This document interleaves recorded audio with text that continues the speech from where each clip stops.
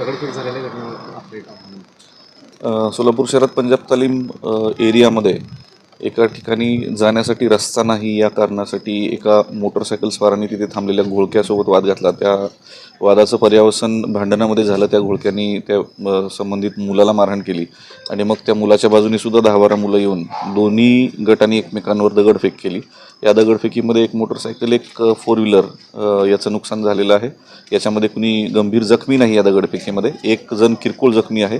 या संदर्भात योग्य ती कायदेशीर कारवाई गुन्हे दाखल करून करण्यात येत आहे.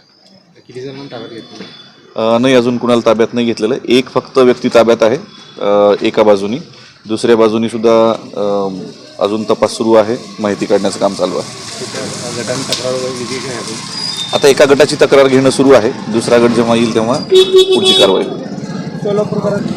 सोलापूरकरांनी कुठल्याही अफवांवर विश्वास ठेवणे, वैयक्तिक वादातून सदरचा गुन्हा घडलेला आहे. कुठल्याही स्वरूपाचं याला कम्युनल अँगल देण्यात येऊ नये. निव्वळ वैयक्तिक वादातून झालेला गुन्हा आहे. याबाबत संबंधित लोकांवर योग्य ते कायदेशीर कारवाई निश्चित होईल.